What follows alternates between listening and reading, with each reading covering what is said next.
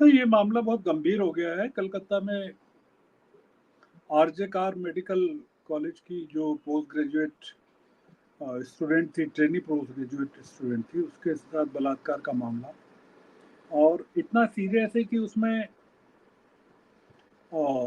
CBI भी जांच कर रही है और राज्य की पुलिस भी जांच कर रही थी, फिर सीबीआई भी आ गई उसमें, और अब सुप्रीम कोर्ट में आ गया मामला। और सुप्रीम कोर्ट ने उसका स्वतः संज्ञान लिया। इतना सीरियस मामला है कि, और चंद्रचूड़ खुद उस बेंच पर हैं जिसमें ये मामला लिया गया है। तो हम समझ सकते हैं कि कितना सीरियस मामला है।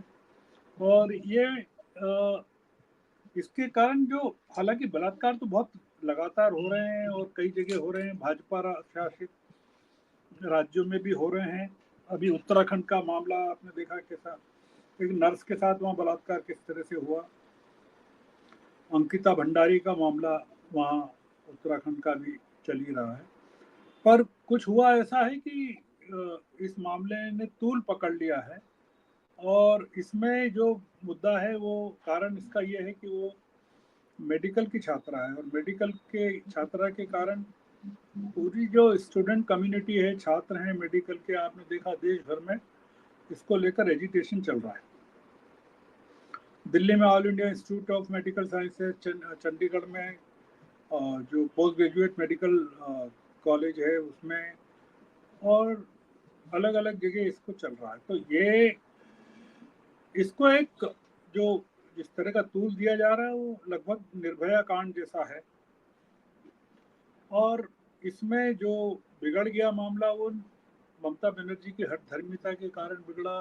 क्या कारण है? क्या सरकार कुछ लोगों को बचाना चाहती है? कुछ लोगों, क्योंकि 9 अगस्त का मामला है और हम आज 20 अगस्त को बैठे हैं, 11 दिन हो गए हैं, और राज्य सरकार ने इस मामले में, हालांकि राज्य में कुछ गिरफ्तारियां जरूर हुई है, पर उसमें अभी कोई पुख्ता चीज समझ में, मतलब पकड़ में नहीं आई है कि क्यों वो जो वहाँ के जो प्रमुख थे जिनको ट्रांसफर किया, हटाया गया, उनको दूसरे कॉलेज में प्रमुख बना दिया गया। राज्य में कई ट्रांसफर हुए हैं, 42 प्रोफेसर डॉक्टरों के ट्रांसफर हुए हैं। तो कुल मिलाकर मामला कुछ जो माहौल बन रहा है, वो ये बन रहा है कि राज्य सरकार के खिलाफ ये बन रहा है कि वो दोषियों को बचा रही है। और राहुल गांधी ने जो ट्वीट किया था, उसमें जो मूल मुद्दा था जिसको लेकर ममता बनर्जी नाराज हो गई या तृणमूल कांग्रेस नाराज हो गई, वो यही था कि जो स्थानीय हॉस्पिटल और स्थानीय प्रशासन आरोपियों को बचाने की कोशिश कर रहा है। ये जो मूल मुद्दा है। तो इसमें एक नया मुद्दा ये जुड़ गया है कि ममता बनर्जी की जो पार्टी के लोग हैं, वो राहुल गांधी के खिलाफ हो गए हैं, इंडिया अलायंस के खिलाफ हो गए हैं। तो इसके पॉलिटिकल इम्प्लीकेशंस भी बहुत हो गए हैं। तो ये मामला, और आप देख रहे हैं कि बांग्लादेश में हाल ही में एक बड़ी घटना हुई जिसमें एक सरकार को पूरी की पूरी को जाना पड़ा, मतलब शेख हसीना को छोड़ना पड़ा। और ये भी बंगाल का ही हिस्सा है एक तरह से। आज़ादी के पहले तो ये पश्चिम बंगाल था और बांग्लादेश पूर्वी बंगाल था। मतलब जब विभाजन के पहले, जब भारत एक था, तो पूरा बंगाल एक था। तो उस, यानी जो आज का बांग्लादेश है वो भी भारत का हिस्सा था, पूर्वी बंगाल था वो। तो इसलिए ये मामला वहाँ एक शासक की गलती के कारण हुआ कि वो छात्रों की मांगों को माना नहीं गया। और यहाँ भी ममता बनर्जी ने सोचा कि संदेश खाली का इतना बड़ा मामला हुआ, तूल दिया गया, क्या हुआ? कुछ नहीं हुआ। तो उन्होंने इसको उतनी संजीदगी से लिया नहीं जितना उनको लेना था, और उनको ये उम्मीद नहीं थी कि ये इतना बिगड़ जाएगा। वो समझ रही थी कि सब जोर जबरदस्ती आतंक से ये आंदोलन खत्म हो जाएगा। वो हुआ नहीं। तो इसलिए क्या दिक्कत है कि अब ये, इसमें पॉलिटिक्स भी आ गई है, क्राइम भी आ गया है, और कई चीजें एक साथ जुड़ गई हैं। तो और ममता बनर्जी अकेली पड़ गई हैं, क्योंकि उनके साथ कोई राष्ट्रीय दल खुलकर नहीं खड़ा हुआ कि वो समर्थन करे। क्योंकि समर्थन करने का मतलब है कि उनको अपने राज्य में विरोध का सामना करना पड़ेगा। तो सवाल ये कि राज्य में अगर बीजेपी के राज्यों में अगर घटना हो, उत्तर प्रदेश में बलात्कार की घटना हो, तो फिर अखिलेश यादव क्या कहेंगे? क्या वो समर्थन करेंगे उस घटना का? तो या उत्तराखंड में एनडीए क्या करेगा, या बिहार में क्या करेगा एनडीए, या तो इसलिए ये विपक्ष इस समय ममता का समर्थन नहीं कर सकता, और करेगा तो वो पैरों पर कुल्हाड़ी मारने जैसा होगा। तो इसलिए ये मामला बहुत पेचीदा हो गया, जो कलकत्ता का मामला है। जी, इस तरह का मतलब महिला की सेफ्टी को लेकर या एक बलात्कार को लेकर राज्य में राष्ट्रपति शासन नहीं लगाया जा सकता, क्योंकि ये एक इस तरह का मामला तो बड़ा है, पर बहाना इतना बड़ा नहीं है कि वो उसको लेकर लगा। ममता निश्चित रूप से चाहेगी कि अगर केंद्र ऐसी कोई कार्रवाई करती है तो पूरी फिर सहानुभूति ममता के साथ चली जाएगी, क्योंकि संसद में उनके 29 सांसद हैं और कम सांसद नहीं है, मतलब पिछली बार 22 थे, इस बार 29 हैं। और अगर राष्ट्रपति शासन लगता है तो फिर पूरा विपक्ष ममता के साथ खड़ा हो जाएगा। ये मामला राष्ट्रपति शासन का नहीं है, ये मामला ये है कि अपराधियों को सजा होनी चाहिए। राहुल गांधी बंगाल में राष्ट्रपति शासन की मांग नहीं कर रहे हैं।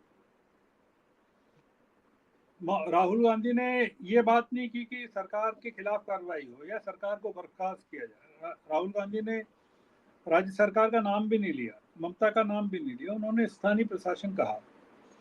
उन्होंने केवल ये कहा कि जो दोषी हैं उनको सजा हो। तो अगर राष्ट्रपति शासन यहाँ लगता है तो फिर उत्तराखंड में तो बहुत पहले लग जाना था, और उत्तर प्रदेश में लग जाना था। वहां तो बहुत सारी घटनाएं हुई हैं, हाथरस की घटना हुई है और उन्नाव की घटना, कई घटनाएं उत्तर प्रदेश में है। तो इसलिए कोई ये राष्ट्रपति शासन का कोई कारण तो बनता नहीं है, और वो अगर बनेगा तो वो बीजेपी के सिर पर उल्टा पड़ जाएगा, क्योंकि ममता को इतनी सहानुभूति मिल जाएगी कि वो 2026 के चुनाव में उनको एक तरह से, या अगर राष्ट्रपति शासन होता है और तो उसके बाद फिर उनको या तो विधानसभा भंग करनी पड़ेगी या चुनाव करवाने पड़ेंगे, क्योंकि राष्ट्रपति शासन अनिश्चित काल तक के नहीं चल सकता। वो मान लिए 6 महीने के लिए लगाया, फिर 6 महीने और बढ़ा दिया, और उसके बाद चुनाव आ जाएंगे। तो ये तो आंदोलन का मौका मिल जाएगा ममता बनर्जी को कि आपके पास आधार क्या है राष्ट्रपति शासन लगाने का। आप मतलब तो विपक्षी सरकारों को क्या इसी तरह से बर्खास्त करेंगे? उनके साथ पूरा इंडिया अलायंस और पूरे विपक्ष एक हो जाएगा। ये राष्ट्रपति शासन की बात जरूर चल रही है, पर वो होगा नहीं। मतलब इसमें सुप्रीम कोर्ट क्या कहता है वो देखना पड़ेगा। सुप्रीम कोर्ट बिल्कुल पर हमको दो चीजें देखना पड़ेगी कि सीबीआई की जांच में क्या आता है। वो लड़की की डायरी के जो पन्ने हैं फटे हुए, उसमें जो दो चीज आई है कि लड़की की डायरी मिली है और डायरी के पन्ने फटे हुए मिले, पर जो एक चीज आई कि वो जो पन्ने, वो डायरी के पन्ने हैं, वो अपने पिता को पहले ही भेज चुकी थी। मतलब उसमें क्या लिखा है उसमें, इसमें कई चीजें अगर खुलती हैं, जो सुप्रीम कोर्ट में जो इसकी केस डायरी पेश करता है, ये सीबीआई को वो कहती है सुप्रीम कोर्ट की, आप बताइए आपने क्या जांच की, या वो एक डेडलाइन देती है सीबीआई को कि आप इतने दिन में पूरी करके दिखाइए। सीबीआई की जांच में क्या निकल के आता है वो एक बड़ा मुद्दा होगा।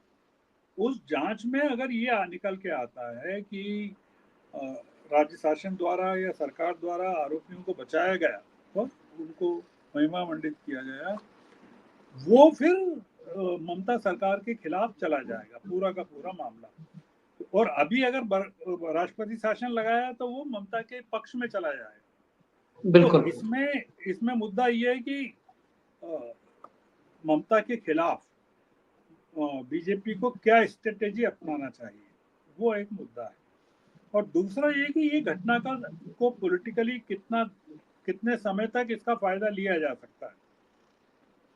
मेरा ऐसा मानना है कि 2026 में अगर चुनाव है तब तक इसका फायदा नहीं ले पाएगी बीजेपी, और अभी बिल्कुल। फायदा लेना है तो सुप्रीम कोर्ट अगर कुछ बड़ा कदम उठाती है इस मामले में, या सीबीआई अपनी चार्जशीट में या अपने उस जांच में कुछ इस तरह की चीजें वो करती है कि महिलाओं की सुरक्षा को लेकर राज्य में स्थिति गंभीर हो गई है और महिलाएं सुरक्षित नहीं है, जैसा कि राज्यपाल ने कहा है वहाँ के बंगाल के, तो एक अलग मुद्दा हो जाएगा। तो महिलाओं की स्थिति तो उत्तर प्रदेश में भी बहुत खराब है, बीजेपी के शासन जितने हैं वहाँ भी खराब है। तो आप क्या करेंगे? मतलब आप कोई एक तरफा कार्रवाई तो एक जगह कर नहीं सकते। ये मामला थोड़ा कॉम्प्लिकेटेड है, तो मैं अभी इस मामले में कुछ कहना नहीं चाहता कि क्या होगा, क्योंकि हमको अपनी उसका भी ध्यान रखना चाहिए कि हम जो भी कहें बिल्कुल। उसकी क्रेडिबिलिटी, विश्वसनीयता होनी चाहिए।